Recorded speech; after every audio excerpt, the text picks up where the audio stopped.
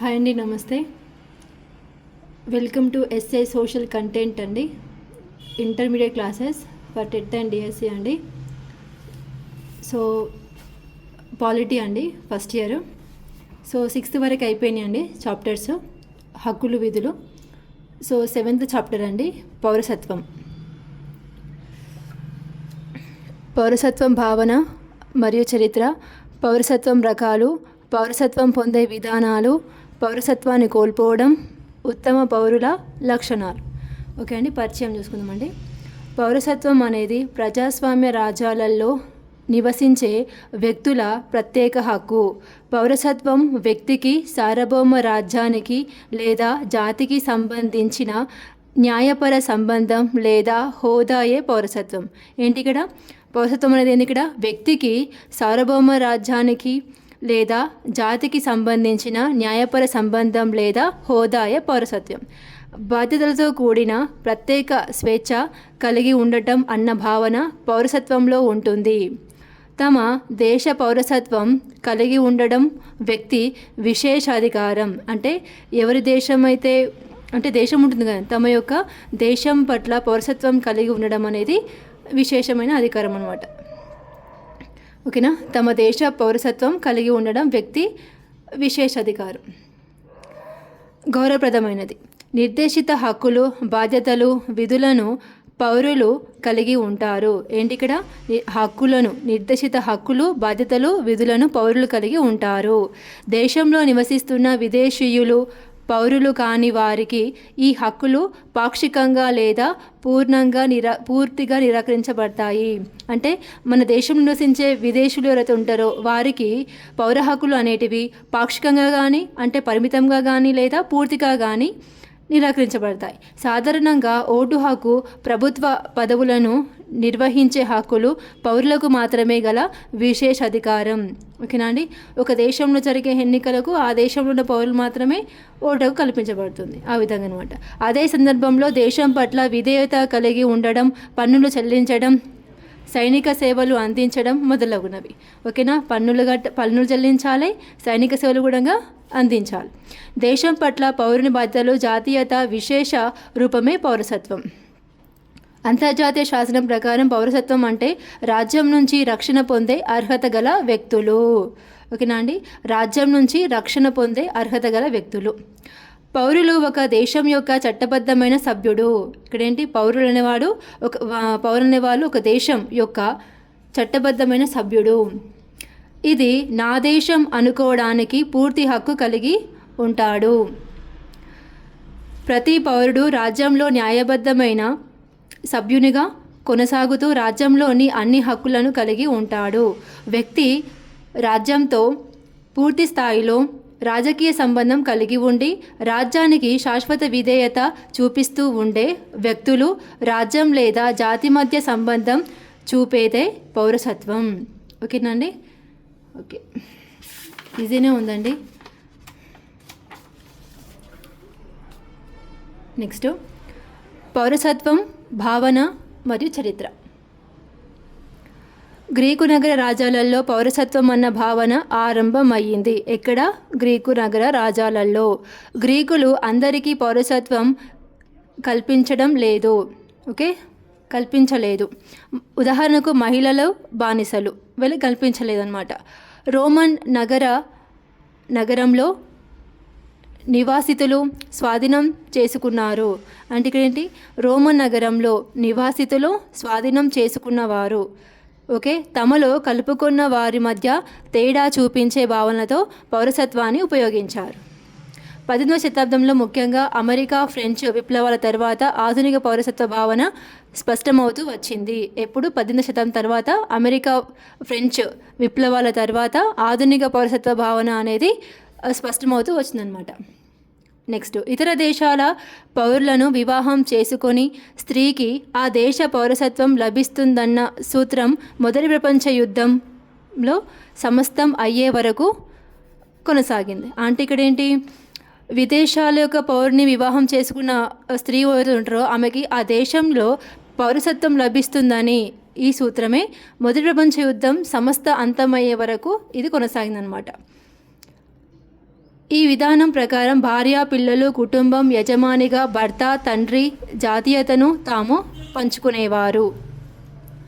1920 దశాబ్దం నుంచి స్త్రీలకు ఓటు హక్కు లభించడం, స్త్రీ పురుషులు సమానత్వం మొదలైనవి వచ్చిన తరువాత, వివాహం తరువాత మళ్ళీ జాతీయత మార్చుకోవడం, జాతీయతపై ప్రభావం ఉందని నూతన వ్యవస్థ అభివృద్ధి చెందింది. ఇక్కడ స్త్రీ పురుషులు సమానత్వం మొదలైనవి ఓకే వచ్చిన తర్వాత, అంటే స్త్రీ పురుషులు ఇద్దరు కూడా సమానమే అనేది వచ్చిన తర్వాత, వివాహం తర్వాత మహిళ జాతీయత మార్చుకోవడం, జాతీయతపై ప్రభావం ఉందని నూతన వ్యవస్థ అభివృద్ధి చెందింది. చేంజ్ అవుతుంది కదండి స్త్రీలకి పేరు అనేది. ఆ విధంగా ఈ మార్పు మిశ్రమ సూత్రం. వివాహంలో పెరుగుదల కొన్ని సందర్భాలలో, ముఖ్యంగా పిల్లలు జాతీయతకు సంబంధించిన సంక్లిప్తతలను తీసుకువచ్చింది. ఈ మార్పుకు అనుగుణంగా జాతీయతకు సంబంధించి అనేక నూతన విధానాలు కూడా కనిపెట్టడం జరిగిందంట. జాతీయతకు సంబంధించి వచ్చిన నూతన విధానాలన్నీ కూడా స్త్రీలు, పిల్లలు తమకు నచ్చిన జాతీయతను కొనసాగించే స్వేచ్ఛకు ప్రాధాన్యతను ఇచ్చాయి. ఓకేనా అండి? మెయిన్ ఇక్కడ ఈ జాతీయత అనేది నూతనంగా వచ్చింది అనేది మొత్తం కూడా స్త్రీలకు, పిల్లలకు ఓకేనా తమకు నచ్చిన విధంగా, అంటే తమకు స్వేచ్ఛ అనేది రావడం జరిగిందనమాట. ఇక్కడ నిర్వచనాలు. ప్రొఫెసర్ లాస్కీ, ప్రజాహితానికి వ్యక్తులు అందించే నిర్ణాయక సేవయే పౌరసత్వం. టిహెచ్ మార్షల్, రాజకీయ సమాజంలో సంపూర్ణ సభ్యులుగా ఉండేవారికి కల్పించే హోదాయే పౌరసత్వం. అటువంటి హోదా గల వ్యక్తులు హక్కులు, బాధ్యతలు విషయంలో సమాన హోదాను కలిగి ఉంటారు. ఓకేనండి, ఇద్దరు లాస్కీ, మార్షల్. పౌరసత్వం యొక్క రకాలు. పుట్టుక ఆధారంగా పౌరసత్వం. ఓకేనండి, ఒక వ్యక్తి జన్మస్థలం ఆధారంగా ఈ రకమైన పౌరసత్వం లభిస్తుంది. నమోదు ఆధారంగా పౌరసత్వం. వివాహం ఆధారంగా లభించే పౌరసత్వం. వ్యక్తి మరొక దేశం పౌరులను వివాహం చేసుకుంటే వివాహ నమోదు పౌరసత్వం లభిస్తుంది. పౌరసత్వం ప్రభావం. ఒక వ్యక్తి ఒక ప్రదేశంలో సుదీర్ఘకాలం నివాసం ఉన్నప్పుడు ఈ రకమైన పౌరసత్వం లభిస్తుంది. ఒక వ్యక్తి ఒక ప్రదేశంలో సుదీర్ఘకాలం నివాసం ఉన్నప్పుడు ఈ రకమైన పౌరసత్వం అనేది లభిస్తుంది. నెక్స్ట్,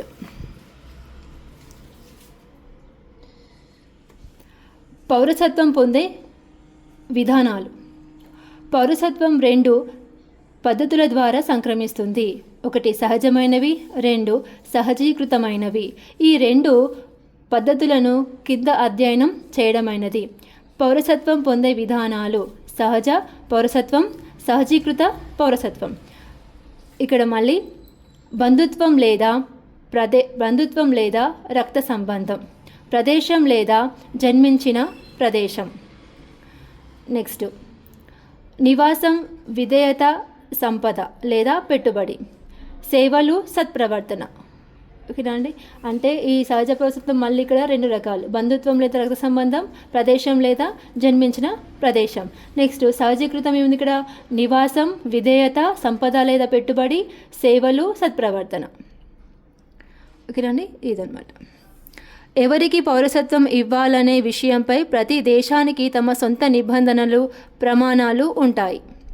అనేక అంశాలపై ఆధారపడి ఒక వ్యక్తికి పౌరసత్వం ఇవ్వడం లేదా పౌరసత్వం గుర్తించడం జరుగుతుంది. ముఖ్యంగా పుట్టుక ఆధారంగా లేదా దేశీకరణ లేదా 2 విధాలుగా పౌరసత్వం లభిస్తుంది. పుట్టుక ఆధారంగా లభించే పౌరసత్వం సాధారణంగా తనంతకు తానే లభిస్తుంది పుట్టుక ద్వారా. కానీ ఇతర విధానాలలో పౌరసత్వం కోసం దరఖాస్తు చేయవలసి ఉంటుంది. ఓకేనా అండి? సహజ పౌరసత్వం ఇదంతా జనరల్గానే ఉందండి, అర్థమయ్యే విధంగానే ఉంది. సో ఓకేనా అండి? సహజ పౌరసత్వం ప్రత్యేక దరఖాస్తు లేకుండా లేదా అధికారులకు అభ్యర్థన లేకుండా వ్యక్తులచే పొందుపరిచినదే సహజ పౌరసత్వం. అంటే ఏంటి? ఇక్కడ దరఖాస్తు లేకుండా, అధికారులకు అభ్యర్థుల లేకుండా వ్యక్తులచే పొందబడినదే. ఓకేనా? వ్యక్తులచే పొందబడిన సహజ పౌరసత్వం అంటారు. ఈ విధానం 3 అంశాలు కలిగి ఉంది: రక్త సంబంధం, ప్రదేశం, మిశ్రమ విధానం. ఓకేనా అండి? నెక్స్ట్, బంధుత్వం లేదా రక్త సంబంధం. పుట్టుక ద్వారా పౌరసత్వం పొందడం అనేది 2 పద్ధతులను కలిగి ఉంటుంది. ఒకరి తల్లిదండ్రులు పౌరసత్వం ప్రదేశం లేదా జన్మస్థలం. రెండవది ఇక్కడ పౌరసత్వం తల్లిదండ్రుల పైనదని ఫస్ట్ వన్. సెకండ్ వన్ జన్మస్థలం. తల్లిదండ్రుల పౌరసత్వం. ఓకే, 2 రకాలు. తల్లిదండ్రుల పౌరసత్వం ఇక్కడ చూద్దాం ఒకసారి. ఈ విధానంలో పుట్టుక ప్రదేశంతో సంబంధం లేకుండా శిశువు తల్లిదండ్రుల పౌరసత్వం పొందుతాడు. ఉదాహరణకు భారత పౌరులైన తల్లిదండ్రులకు జన్మించిన శిశువు ఏ దేశంలో పుట్టాడు అన్న దానితో సంబంధం లేకుండా భారత పౌరుడవుతాడు. అంటే భారతదేశం యొక్క తల్లిదండ్రులు ఉంటారు కదా అండి, ఆ తల్లిదండ్రులకు పుట్టిన పిల్లలు భారతీయ పౌరసత్వం కలిగి ఉంటాడు. అంటే ఏ దేశంలో పుట్టిన పిల్లలు ఆ దేశానికే పౌరసత్వం కలిగి ఉంటాడు.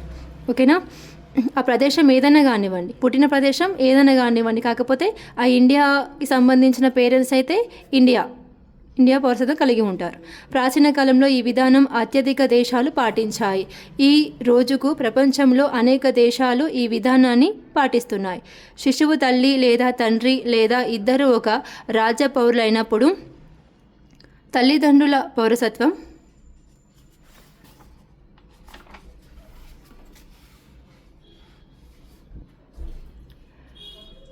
పిల్లలకు లభించే హక్కు కలిగే ప్రత్యేక విధానం సహజమైనది, తార్కికమైనది. ప్రారంభంలో తల్లిదండ్రులు ఇద్దరూ ఒకే దేశానికి చెందిన వారైనప్పుడు ఈ పౌరసత్వం ఉండేది. అంటే స్టార్టింగ్లో ఆ విధంగా ఉండే, అంటే తల్లిదండ్రులు ఇద్దరు కూడా ఒకే దేశం అయితే పౌరసత్వం కూడా ఒకే దేశానికి సంబంధించింది ఉంటుందన్నమాట.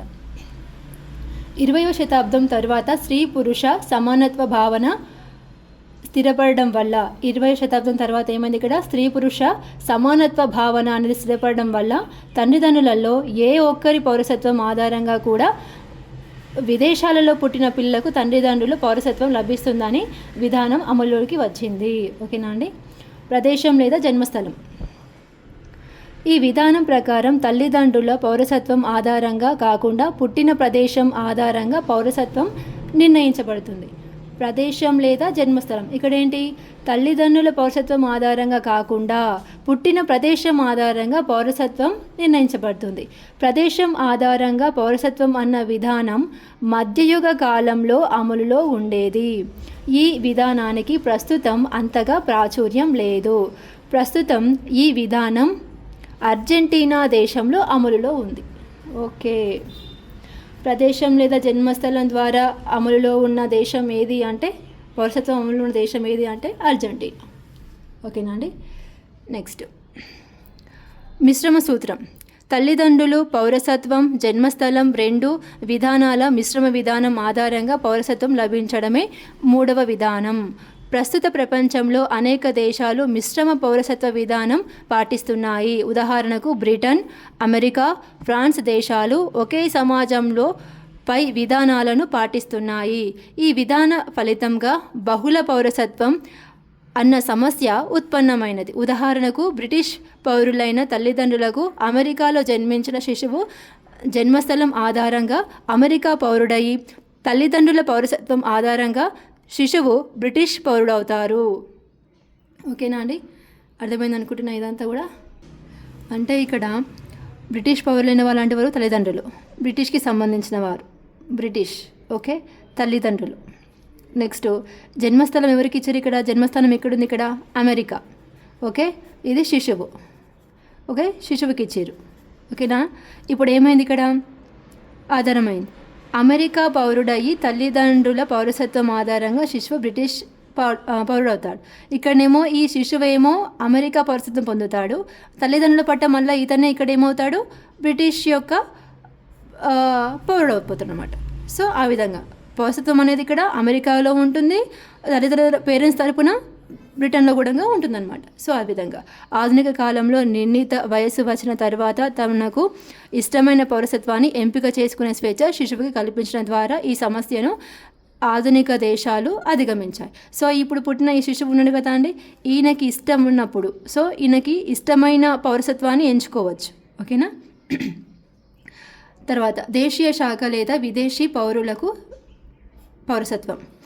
దేశీయ శాఖ ద్వారా కూడా పౌరసత్వాన్ని పొందవచ్చు. కొన్ని నిబంధనలు పాటించడం, పూర్తి చేయడం ద్వారా విదేశీయులు మరొక దేశ పౌరసత్వాన్ని పొందవచ్చు.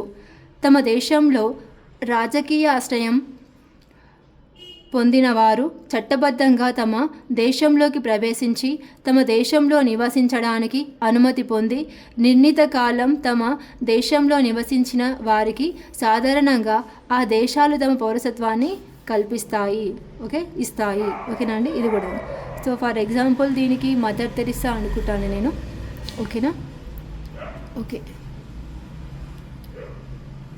నెక్స్ట్ వన్, నివాసం. ఒక దేశంలో నివసించడానికి సంసిద్ధంగా ఉండటం అంటే ఒక వ్యక్తి నిర్ణీత కాలంలో దేశంలో నివాసం ఏర్పరచుకొని ఉండటం. విదేశీయులకు పౌరసత్వం ఇవ్వడానికి ముందు తమ దేశంలో నిర్ణీత కాలం స్థిర నివాసం ఉండాలన్నది తప్పనిసరి షరతుగా ఉంటుంది. ఈ నిర్ణీత కాలం అన్ని దేశాలకు ఒకే రకంగా ఉండదు. బ్రిటన్, అమెరికాలలో ఈ కాలం 5 సంవత్సరాలు, ఫ్రాన్స్లో ఈ కాలం 10 సంవత్సరాలు. అంటే నివాసం అనేది కనీసం 5 సంవత్సరాలేమో బ్రిటన్, అమెరికాలలో, 10 years ఏమో ఫ్రాన్స్లో ఉంటేనే పౌరసత్వం అనేది లభిస్తుంది. ఓకేనా అండి. నెక్స్ట్, విధేయత ప్రమాణం ఆధారంగా. కొంచెం జూమ్ చేసుకొని చూడండి. నేను ఇట్లా తిప్పి తీస్తేనేమో అట్లాగే ఉంటుంది వీడియో అనేది, అందుకనే మొత్తం కనిపించలే, కొంచెం స్లోగా వస్తుంది, అంటే చిన్నగా కనిపిస్తున్న అక్షరాలు. కొంచెం జూమ్ చేసుకొని చూడండి. విధేయత ప్రమాణం ఆధారంగా పౌరసత్వం. ఒక దేశ పౌరుడు మరొక దేశం పౌరసత్వం పొందడానికి ముందు ఆ మేరకు విధేయత ప్రమాణ పత్రం అందించాలి. ఓకేనా అండి. సంపద ఆధార లేదా పెట్టుబడి ఆధార పౌరసత్వం. తన దేశంలో రియల్ ఎస్టేట్ స్థిరాస్తులు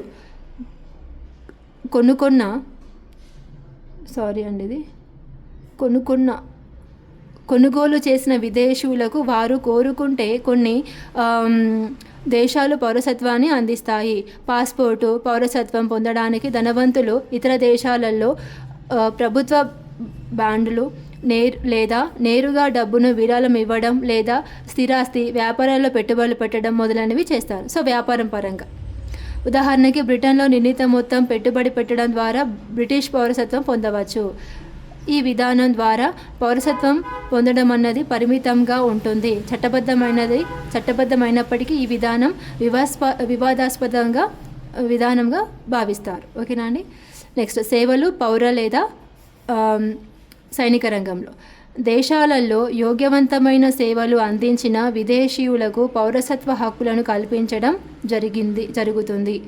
వ్యక్తి చేసిన సేవలు, దేశానికి అతని అవసరం మొదలైన అంశాలు విదేశీయులకు మరో విధంగా పౌరసత్వం పొందటానికి సహాయపడుతుంది.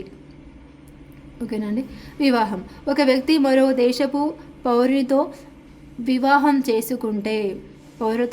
చేసుకుంటే అతను లేదా ఆమెకు ఆ దేశ పౌరసత్వం లభిస్తుంది.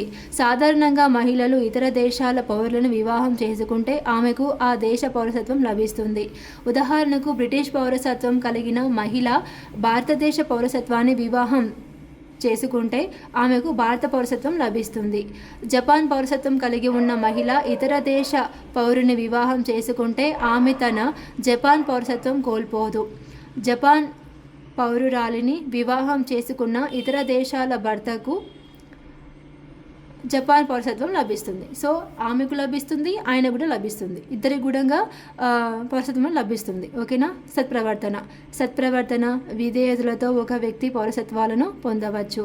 నిర్ణీత వయసు వచ్చిన వారికి పౌరసత్వం అర్హత ఉంటుంది. ఈ నిర్ణీత వయస్సు వివిధ దేశాలలో వేరువేరుగా ఉంటుంది.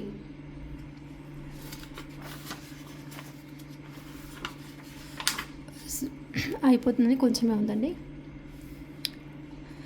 పౌరసత్వాన్ని కోల్పోవడం. స్వచ్ఛందంగా తన ప్రమేయం లేకుండా అనే 2 విధానాలలో, స్వచ్ఛందంగా తన ప్రమేయం లేకుండా 2 విధానాల్లో ఒక వ్యక్తి తన పౌరసత్వాన్ని కోల్పోతాడు. పౌరసత్వాన్ని నిలబెట్టుకోవడానికి చేయవలసిన చర్యలు తీసుకోలేనప్పుడే లేదా స్వచ్ఛంద దేశమే పౌరసత్వాన్ని తొలగించినప్పుడే ఒక వ్యక్తి తన పౌరసత్వాన్ని కోల్పోతాడు. అంటే సరైన నిర్ణయాలు తీసుకున్నప్పుడు, అదేవిధంగా స్వచ్ఛందంగా దేశమే అతని పౌరసత్వం తొలగించినప్పుడు అతడు ఏమవుతాడు ఇక్కడ పౌరసత్వాన్ని కోల్పోతాడు. దీనికి విరుద్ధమైనది పౌరుడే తన పౌరసత్వాన్ని త్యజించడం లేదా పరిత్యాగం చేయడం అన్నది పౌరుడే తన పౌరసత్వాన్ని స్వచ్ఛందంగా కోల్పోవడం అనవచ్చు. అంటే ఒక దేశం అతన్ని స్వచ్ఛందంగా తీసేయవచ్చు, లేదా కొన్ని హక్కులు అతను అంటే ఇక్కడ ఏంటి పౌరసత్వం నిలబెట్టుకోవడానికి చేయవలసిన చర్యలు తీసుకోలేకపోవడం వల్ల పౌరసత్వం కోల్పోతాడు. ఇంకోటి ఏంటి స్వతహాగా తనకు తానుగా పౌరసత్వాన్ని కోల్పోవడం అనమాట, ఇష్టం లేకపోవడం వల్ల. ఓకేనా? ఎగ్జాంపుల్, అన్ని సందర్భాలలో ఈ రెండు విధానాలు మధ్య భేదాన్ని పౌరసత్వం కోల్పోయే విధానాల మధ్య చూపటం సాధ్యం కాదు. ఉదాహరణకు ఇతర దేశాల సైనిక దళాలు స్వచ్ఛందంగా సేవలు అందించడం లేదా ఇతర దేశాల పౌరసత్వాన్ని స్వచ్ఛందంగా అంగీకరించడం మొదలైనవి స్వచ్ఛందంగా పౌరసత్వాన్ని కోల్పోవడం లేదా తన ప్రమేయం లేకుండా కోల్పోవడంగా భావించవచ్చు. ఓకేనా అండి? తన ప్రమేయం లేకుండా పౌరసత్వాన్ని కోల్పోవడం అన్నది వెంటనే అమలులోకి వచ్చే అంశంగా భావించాల్సిన అవసరం లేదు. ఏ పరిస్థితులలో పౌరుడు పౌరసత్వాన్ని కోల్పోతాడో ఆ పరిస్థితులు ఏర్పడినప్పటికీ సంబంధిత దేశం అధికారులు పౌరసత్వం కోల్పోయినట్లుగా ప్రకటించినంత వరకు అతను ఆ దేశ పౌరునిగానే భావిస్తారు. ఓకే, ప్రకటించినంత వరకు ఆ దేశం ప్రకటించినంత కూడా అతను ఏమవుతాడు ఆ దేశ పౌరునిగానే భావిస్తారు. కింది పరిస్థితులలో పౌరుడు తన పౌరసత్వాన్ని కోల్పోతాడు. పరిత్యాగం, స్వంత పౌరసత్వాన్ని పరిత్యాగించి మరో దేశ పౌరసత్వాన్ని అంగీకరించడం ద్వారా ఒక వ్యక్తి తన పౌరసత్వాన్ని పరిత్యాగించవచ్చు. ఇతర దేశ పౌరసత్వాన్ని స్వచ్ఛందంగా అంగీకరించడం. ఓకేనా? మన దేశం వద్దు వేరే దేశం కావాలనుకుంటే అతను ఇష్టానుసారంగా అంగీకరించవచ్చు. వివాహం, మహిళ మరో దేశ పౌరుని వివాహం చేసుకున్నప్పుడు తన దేశ పౌరసత్వాన్ని కోల్పోతుంది. బ్రిటన్ మహిళలు మరో దేశ పౌరుని వివాహం చేసుకున్నప్పటికీ బ్రిటన్ పౌరసత్వం కోల్పోకుండా ఉండేలా డిమాండ్ ఉంది. మైనర్ తల్లిదండ్రులు తమ పౌరసత్వాన్ని కోల్పోయినప్పుడు ఇతర దేశాల పౌరులు దత్తత తీసుకున్నప్పుడు మాతృత్వం లేదా పితృత్వానికి సంబంధించి పిల్లలకు సంబంధించిన న్యాయ సంబంధాలలో మార్పు వచ్చినప్పుడు. ఓకేనా అండి? అర్థమైంది అండి? దత్తత తీసుకున్నప్పుడు అంతకుముందు అంటే నిజమైన పేరెంట్స్కి పౌరసత్వం, అదేవిధంగా దత్తత తీసుకున్నప్పుడు వాళ్ళ పేరెంట్స్ది కూడా ఈ పేరెంట్స్లో తల్లిది కానీ తండ్రిది కానీ పౌరసత్వం కలిగి ఉంటారు అన్నమాట.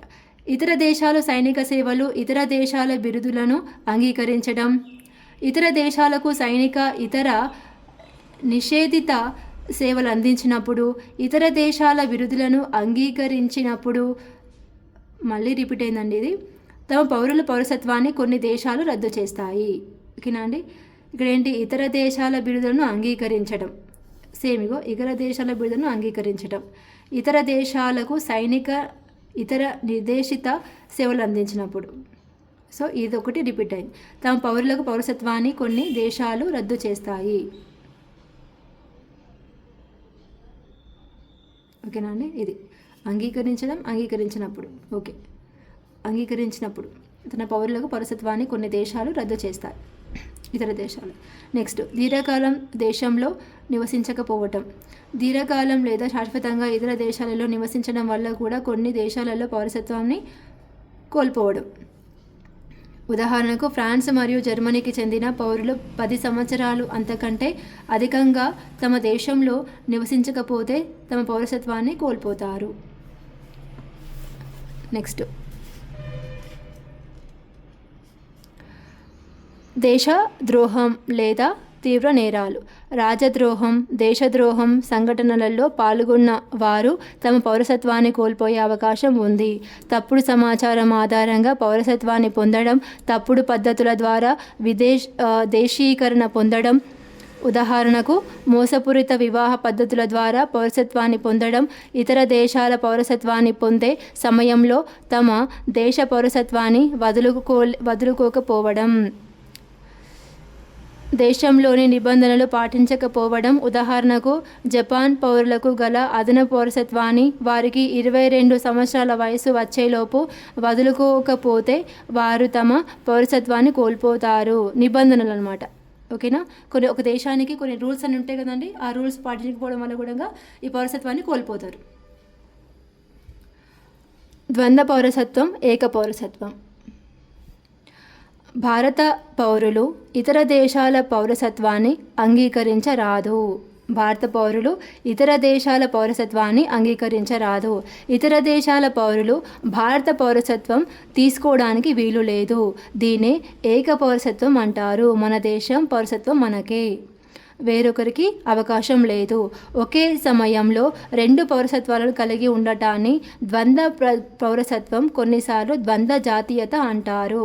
అంటే తల్లిదండ్రులకు సంబంధించిన వేరే వేరే కంట్రీస్ ఉంటాయి, ఆ విధంగా. తమ ప్రమేయం లేకుండా కొన్ని సందర్భాలలో ద్వంద్వ పౌరసత్వం లభిస్తుంది. ఉదాహరణకు విదేశీ పౌరులైన తల్లిదండ్రులకు అమెరికాలో జన్మించిన శిశువు బ్రిటన్ ద్వంద్వ పౌరసత్వాన్ని అంగీకరిస్తుంది. అంటే బ్రిటన్ పౌరునిగా ఉంటూ ఇతర దేశాల పౌరసత్వాన్ని కలిగి ఉండవచ్చు. ద్వంద్వ పౌరసత్వం ఒక సంక్లిష్ట విధానం కాబట్టి చాలా దేశాలు ద్వంద్వ పౌరసత్వాన్ని అంగీకరించవు. భారతదేశం సమైక్య విధానాన్ని కలిగి ఉన్నప్పటికీ, కేంద్ర రాష్ట్ర ప్రభుత్వాలు కొనసాగుతున్నప్పటికీ, భారత పౌరులు తమ రాష్ట్రాలకు కాకుండా భారత యూనియన్లకు విధేయత కలిగి ఉంటారు. రాష్ట్రాలకు ప్రత్యేక పౌరసత్వం లేదు. ఓకేనా? సో ఎవరైతే మీరందరూ ఏ దేశం అంటే ఇండియా అని అంటారు కానీ ఫస్ట్ గుర్తుకొచ్చేది ఇండియా అనే పేరే కదండి. ఓకేనా? నెక్స్ట్ గుర్తుకొచ్చేది రాష్ట్రం. ఉత్తమ పౌరుల లక్షణాలు.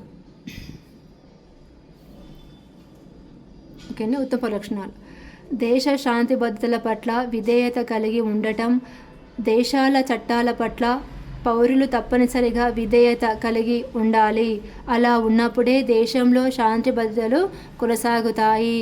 నేర సమాచారాన్ని ప్రభుత్వానికి అందించడం, చట్టాలను ఉల్లంఘించిన వారి సమాచారాన్ని పోలీసులకు అందించాలి. జాతి సేవ, దేశ సేవకు అవసరమైతే ప్రతి పౌరుడు స్పందించాలి. ఉదాహరణకు నేషనల్ యూత్ సర్వీసెస్ కౌన్సిల్లో చేరడం, ఎన్నికల సమయంలో ఓటును వినియోగించడం, సమయానుగుణంగా పన్నులు చెల్లించడం, దేశం పట్ల విధేయత కలిగి ఉండడం.